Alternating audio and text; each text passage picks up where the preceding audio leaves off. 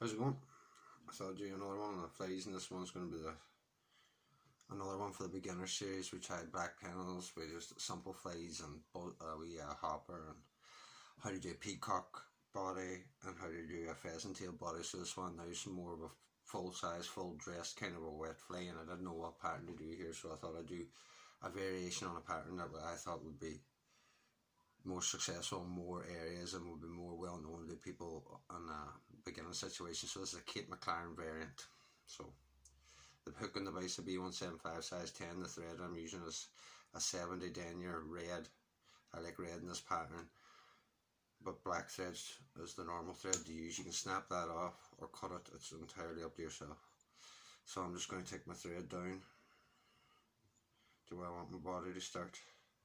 And again, this is for the beginner series of flies that I'm doing here on YouTube. So there's nothing too complicated about these flies. Are all basic materials that hopefully somebody starting off would like to have and would do for lots of other different patterns. So the first thing is a golden pheasant crest, which comes off the head of the bird. If you don't know, for beginners, you'll see these yellow feathers that are on the top of the head. They're natural curved to them. I don't like them too curved, but if they're overly curved, it doesn't really matter.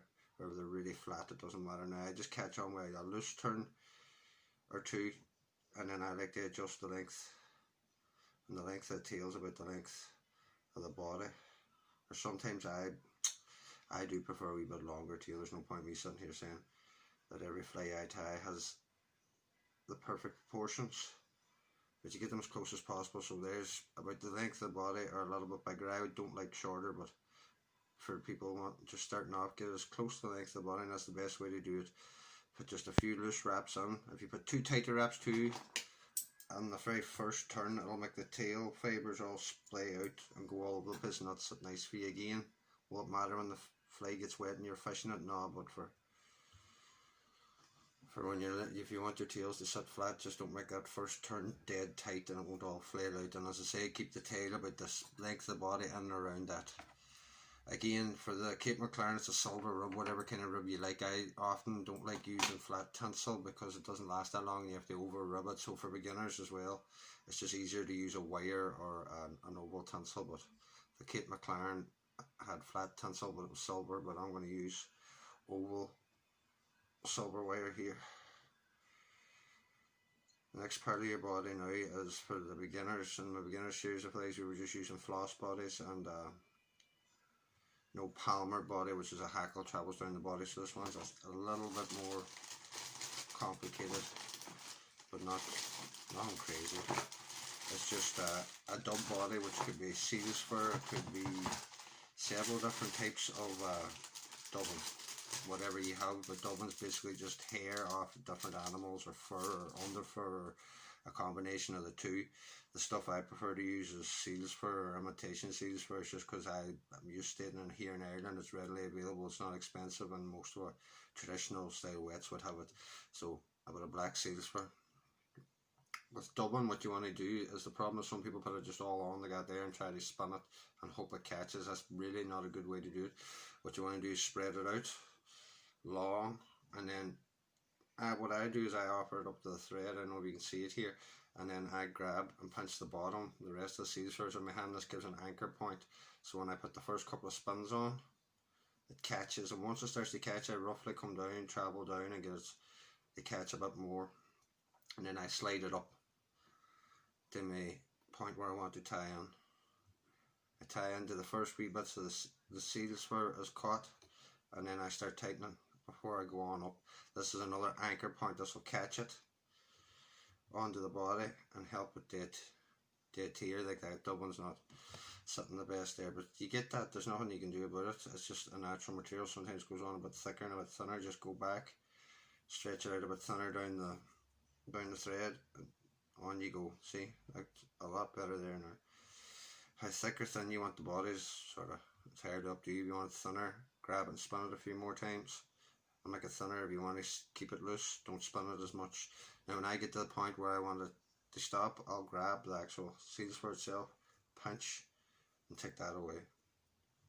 When you get better at using it, now there was a bad judgment, it's the first fly I tied today. you get used to how much to put on, and you won't have to pinch off and deal with the bits left there. You just sort of, you get a feel for it. The next thing to go on will be the Palmer body hackle, which in this case is a natural black cock neck. It's just the same as most of our wet fleece here in Ireland. The body would be a natural cock neck. Some people use hen as well, but a lot of them are natural cock or dyed cock, was mostly cock necks. Now I tie my Palmer bodies in at the base. The base is where you pluck it from the skin. The tip is the bit that's pointing out towards you on the chicken, but the base is right at the skin. And for the palmered or body hackle, some people call it, which will travel from the front to the back, I tie them in at the base. I'm going to attempt to use these hackle pliers for the people who are just beginning so you can see what's happening, but they often slip out of my hands and I prefer to use my hands, but at the start use hackle pliers. So what you want to do here is try and get this started as true as possible. I come under once, twice, 3 times, and then I start to angle the hackle back and put in as many turns as I want to see, or as little as I want to see how bushy or big I want the fly to look.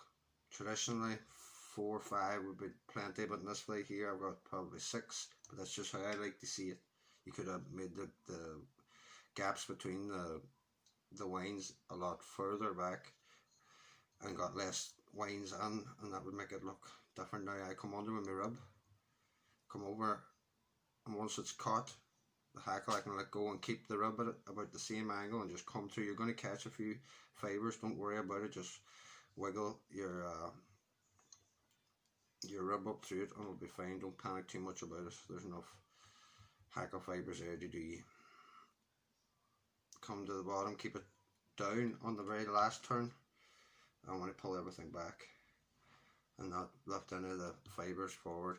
Keep my rib at the 12 o'clock position, come across it about the 1 o'clock position and keep it tight and let that rib go as long as the thread's tight, and I bend all my ribs down the side of the hook. It just keeps everything tidy. From here on out now I want to make sure I make nice even touch and turns, and at all fibres that are pointing forward or pointing back. It'll just make my life handier when I go to attach the head hackle, which in this case, in this pattern, is a natural brown hen. You can dye brown, it could be a dye brown as well, but it's a brown hen. As I say, this is a very similar, close to the Cape McLaren original dressing.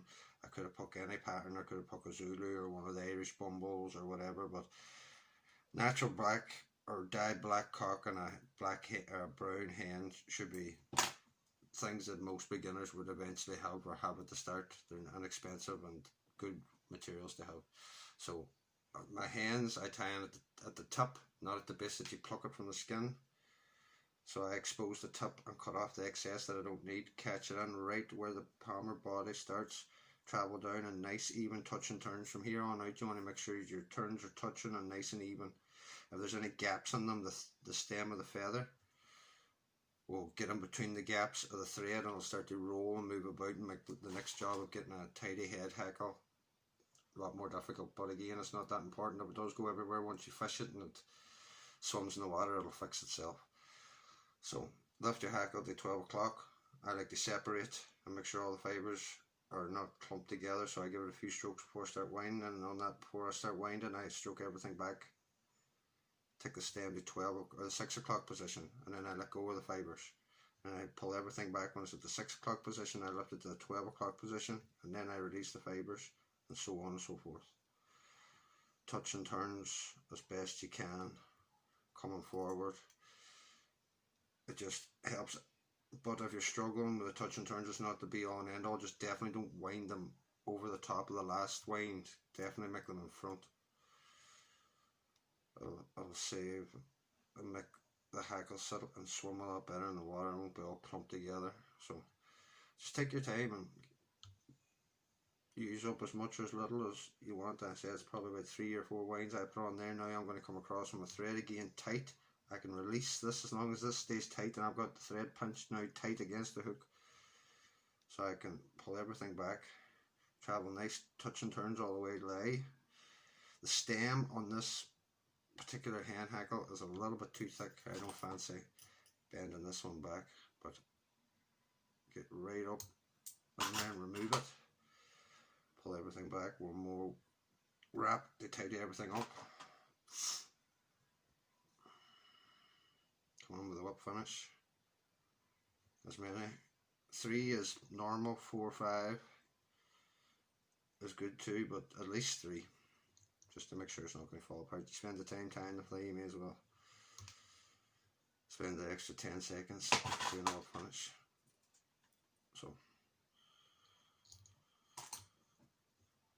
that's a very basic Bumble style wet fly.